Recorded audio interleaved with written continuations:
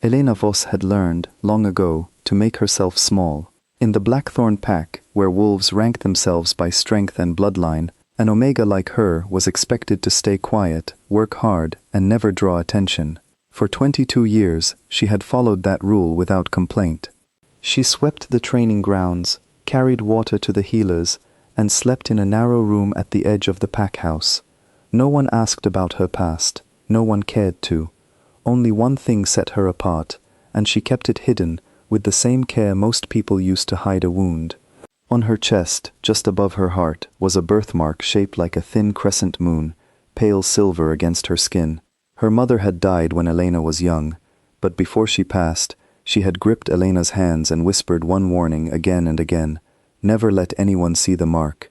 Elena never understood why. She simply obeyed, wearing high collars even in summer heat, until the day her obedience was no longer enough. Sometimes, late at night, Elena would trace the shape of the mark with her fingertip and wonder what her mother had known that she never had the chance to explain. She imagined 100 different reasons, each one stranger than the last, but none of them ever felt close to the truth. In time, she stopped wondering altogether. It was easier to treat the mark as a private shame, something to be managed and hidden, rather than a mystery worth solving. She built her whole life around that quiet caution, and for many years, it seemed to work well enough. The Blackthorn Kingdom had been suffering for months. A strange sickness moved through the pack, draining wolves of their strength until they could no longer shift or fight. Elders whispered that the Moonstone, the ancient source of the pack's protection, was dying. Without its power, the borders would fall, and enemies who had waited generations for weakness would finally attack.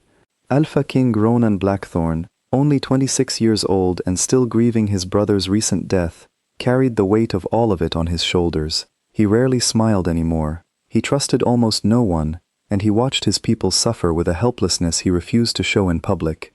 It was during a crowded gathering, called to pray for healing at the Moonstone Shrine, that everything changed for Elena. A careless scuffle broke out near the food tables, and in the chaos, someone grabbed her arm and tore her sleeve. She stumbled, her collar slipping to the side, and for one terrible second, the crescent mark on her chest was visible to everyone standing near her. The gathering went silent. An old healer named Agatha pushed through the crowd, staring at Elena as though she had seen a ghost. "The moonbound," she whispered, loud enough for others to hear. Within minutes, the whisper spread through the entire gathering like fire through dry grass. Elena stood frozen, not understanding what the words meant, only understanding that every eye in the courtyard was now fixed on her. Ronan arrived just as the crowd's murmurs turned into fearful shouting.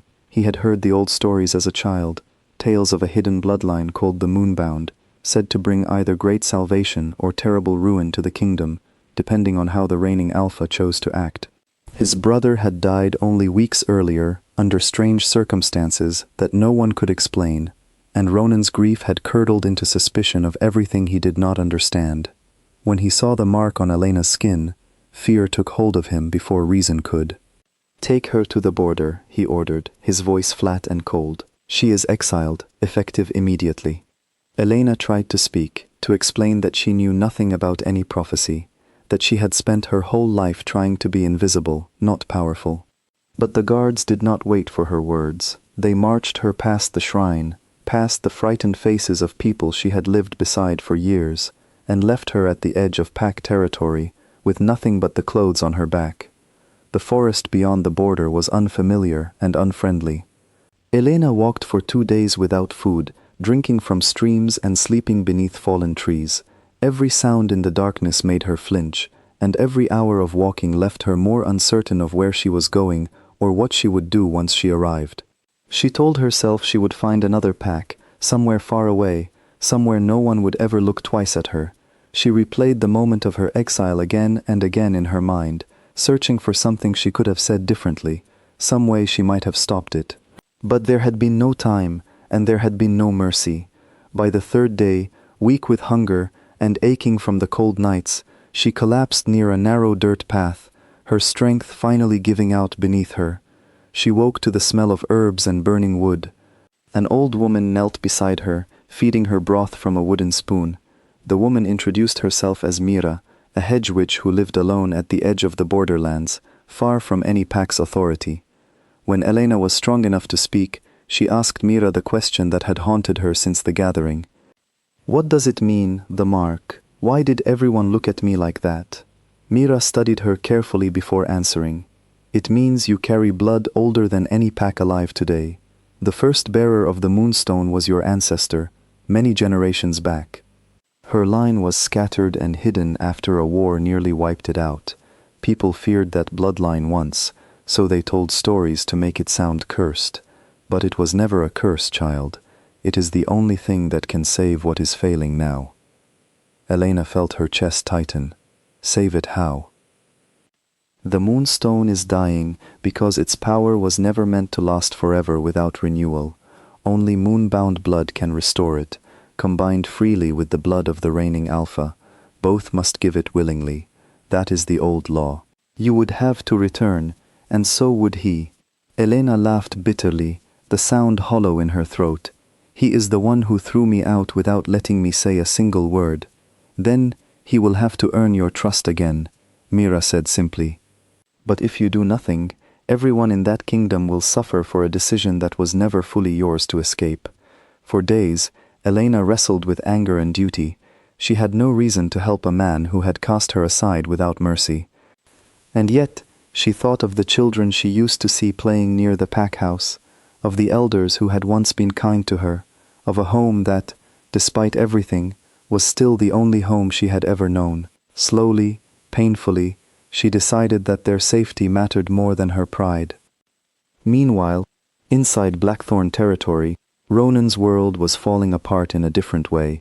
Days after Elena's exile, his most trusted advisor, a sharp-eyed wolf named Caldwell, brought him documents suggesting a hidden traitor had long been undermining the pack's strength. Ronan, still haunted by guilt over how quickly he had condemned Elena, ordered a deeper investigation. What he found chilled him far more than any prophecy ever could. Buried in old records, carefully hidden by someone with access to the pack's private archives, were notes describing a slow poisoning of the Moonstone's foundation. The handwriting matched Caldwell's own ledger entries from years earlier. Further digging revealed that Caldwell had also been present, alone, with Ronan's brother on the night he died, a night that had been ruled an accident without much question. Piece by piece, Ronan realized that Caldwell had orchestrated both tragedies, hoping to weaken the throne enough to seize power once the Moonstone failed completely. The exile order against Elena, pushed forward so quickly by Caldwell's urging, had never been about protecting the kingdom. It had been about removing the one person who could stop his plan before anyone realized what she truly meant to the pack's survival. Sick with guilt and fury, Ronan gathered a small group of loyal guards and set out toward the borderlands, desperate to find Elena before it was too late. He barely knew what he would say to her. He only knew that leaving her out there, unprotected and blamed for a fear that was never her fault, had already cost him more than he was willing to admit. As he rode through the night, he thought back to the moment he had given the order to exile her, remembering how quickly fear had taken the place of judgment. He had told himself, at the time, that he was protecting his people. Now he understood that he had only been protecting his own grief, refusing to face a truth that felt too large and too frightening to examine closely. He found her sooner than expected, though not under the circumstances he hoped for. As Ronan's group approached Mira's small clearing, they saw a handful of armed mercenaries closing in around Elena, blades drawn. Caldwell, having learned that Elena survived the exile and might still return to complete the old ritual, had sent men to make certain she never had the chance. Ronan did not hesitate. He shifted and charged forward, placing himself between Elena and the attackers. The fight was fierce and short, guards clashing with mercenaries beneath the darkening sky, until the attackers realized they were outnumbered and fled into the trees. In the final exchange, one blade caught Ronan across the side, and he dropped to one knee, breathing hard, blood soaking through his shirt. Elena rushed to him without thinking, pressing a cloth Mira handed her against the wound.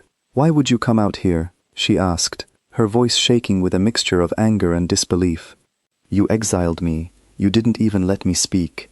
Ronan looked up at her, his usual guarded expression finally cracking. "I was afraid," he admitted.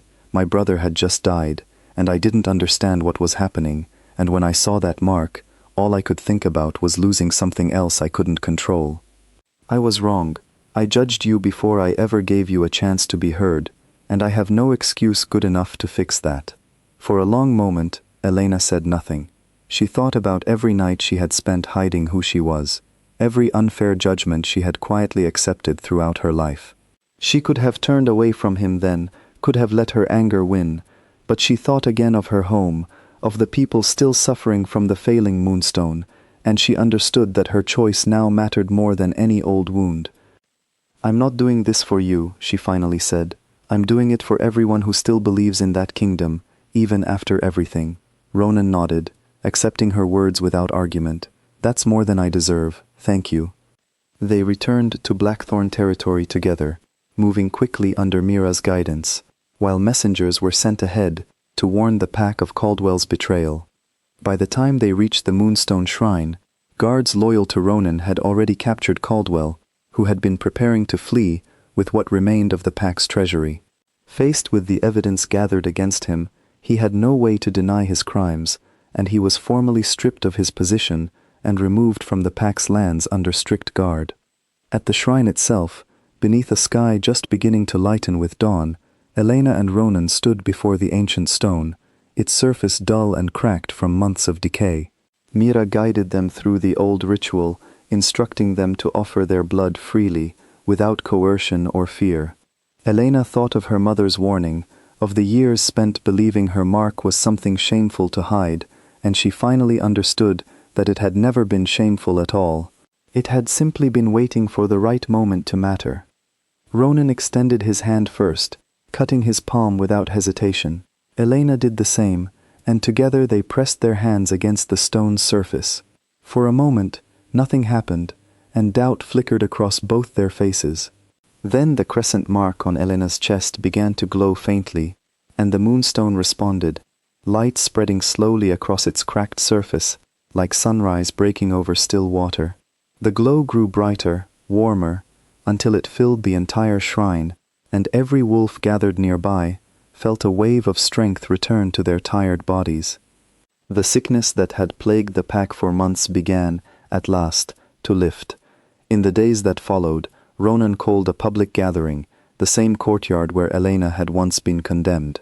This time, he stood before his people and spoke without hesitation. He admitted his mistake openly, acknowledging that fear and grief had led him to punish an innocent woman instead of listening to her.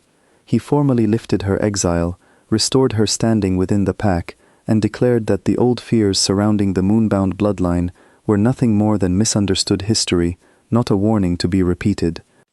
Elena, standing beside him, felt something she had never truly felt before in her life, the sense of being seen, fully and without judgment.